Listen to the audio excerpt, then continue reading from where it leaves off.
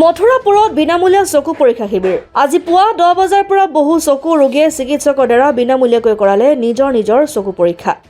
অন্যহাতে আয়ুষ্মান ভাৰত কাৰ্ড থকা চকু ৰোগীৰ বাবে বিনামূলীয়া অস্ত্ৰোপচাৰ কৰাৰ সুবিধাও উপলব্ধ হৈছিল। চৰাইদেউ জিলাৰ অগ্ৰণী স্বেচ্ছাসেৱী অনুষ্ঠান মথুৰাপুৰ ছ'চিয়েল ৱেলফেয়াৰ গ্ৰুপ আৰু আটাচাৰ মথুৰাপুৰ উপশাখা সমিতিৰ উদ্যোগত আজি মথুৰাপুৰ চাহ বাগিচাৰ ষ্টাফ ক্লাবত এক বিনামূলীয়া চকু পৰীক্ষা আৰু চকুত চানি পৰা ৰোগৰ অস্ত্ৰোপচাৰ বাছনি শিবিৰ অনুষ্ঠিত হৈ যায়। শিৱসাগৰৰ নেত্ৰালয়ৰ সহযোগত পুৱা 10 বজাৰ পৰা এই শিবিৰ অনুষ্ঠিত হয়।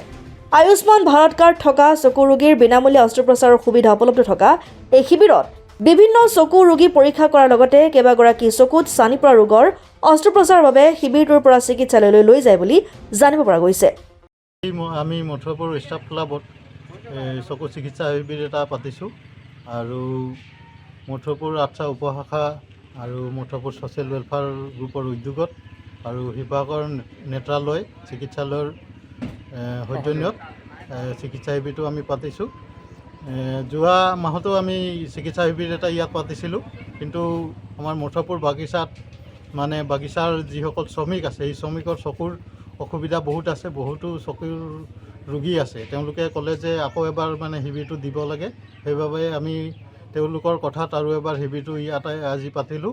আৰু ইয়াত যোৱাবাৰ শিবিৰতো 20জনমান প্ৰায় চকুৰ ৰোগী তেওঁলোকে লৈ পিনি বিনামূলীয়াকৈ চকুৰ অস্ত্ৰোপচাৰ কৰি তেওঁলোকক ভাল কৰি আনিছে।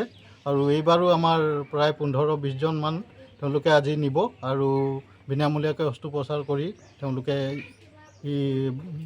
চিকিৎসা সেৱা কৰিব। আয়ুষ্মান কাৰ্ড থকা যিসকল আছে হিতাধিকাৰী তেওঁলোকক বিনামূলীয়াকৈ এই সুবিধাটো দিয়া হৈছে। আৰু এই নেত্ৰালয়ৰ যিসকল চিকিৎসকৰ দল আছে তেওঁলোকৰ দলে তেওঁলোকৰ নিজা গাড়ী দি লৈ যায় আৰু তেওঁলোকে নিজা গাড়ীৰে এই ৰোগীসকলক ইয়াত আহি তেওঁলোকে ঘৰৰ ওচৰত থৈ যায়। গতিকে জনাইছোঁ ৰাইজে এনেকুৱা এটা সুবিধা পাইছে বাবে আমিও ৰাইজৰ সেৱা কৰি ভাল পাইছোঁ। মথুৰাপুৰৰ পৰা ইছলাম আহমেদৰ ৰিপৰ্ট, অসম আদিত্য।